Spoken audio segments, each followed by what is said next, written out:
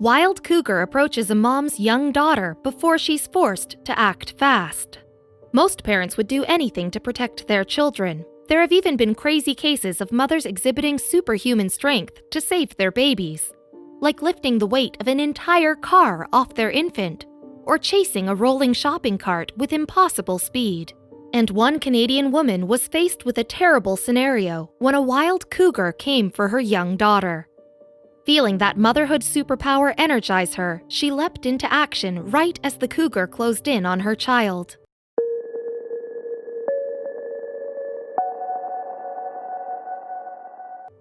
Squamish, a town in British Columbia north of Vancouver, is generally a peaceful place. This is where Pablo Espinosa and his wife Maureen Lee, seen, and their daughter Maya, below, all live together. The family loved a local area called Fisherman's Park, not far from the Squamish River.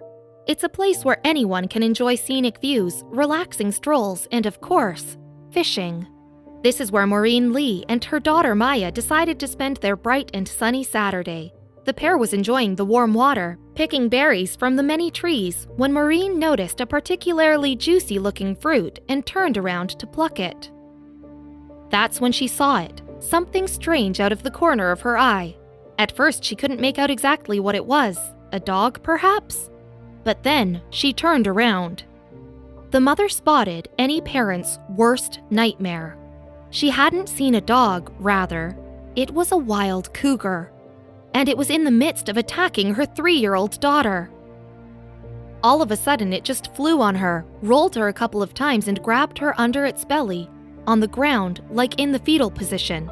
She was on her back and he had his paws in her head, the mother recalled. In such a terrifying situation, Maureen had no idea what to do, but in a split second, that felt like an hour, an idea, no, an instinct, popped into her mind. She acted on it. I just knew I had to react quick, so I just jumped in there and wedged myself between the cougar and her on the ground, and I got up and threw it off my back and grabbed her and booked it, she said. But this was far from the end of their story. Thankfully, the little girl escaped without any serious wounds, but she wasn't entirely unscathed. Maya did have puncture marks from the animal's claws on her left arm and head. The toddler had some interesting remarks to make after the attack. According to neighbor Wade Rowland, Maya simply didn't understand that the feline wasn't an animal to be messed with. She was confused as to why the creature wouldn't, in her words, play nice. Unfortunately, that wasn't the only close encounter with a cougar by residents in the area. In fact, there have been a total of 30 within only a 10-day period, and one Friday was particularly bad. On this particular day, there were 6 attacks in a 24-hour period. Officials knew this data wasn't adding up to the full picture. These animals are usually peaceful when it came to their interactions with humans. See, in North America, fatalities resulting from wild cougar attacks are extremely rare.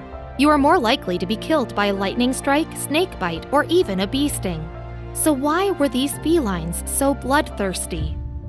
Determined to find the answers, a team of 5 conservation officers, along with 2 dogs, were sent on a mission to track down the animals in question and figure out why exactly they'd been motivated to hurt the young girl. After following the cougar through a few yards, they caught up to her. The feline couldn't be wrangled, though, and the team was forced to take her out permanently. The question still remained: why had she committed the crime in the first place? After tracking down additional cougars, local officials landed on 2 different reasons for the brutal attacks, and each conclusion accounted for all the local assaults, not merely the one perpetrated on 3-year-old Maya Espinosa. One of the cougars the animal experts found was clearly starving, as it had been found emaciated. The creature had been desperate to find something to eat. As for the other, the second cougar killed by authorities had assaulted a human being simply because it was young and a naive baby, making its first attempts at learning how to hunt. The events transpiring were tragic on all accounts. Friends worried Maya wouldn't be the same. "She's very lucky," commented local official Dave Ritchie. "Hopefully she'll be surviving and not be too traumatized by it, but it would be a traumatic event for parents and a young child." However, remarks from the girl herself may suggest she's not traumatized in the least. Maya's father, Pablo Espinosa, reported that the preschooler didn't actually seem perturbed by the incident at all. In fact, she was excited to return to school to tell all her little friends about the crazy incident. She never suspected her friends could have similar stories.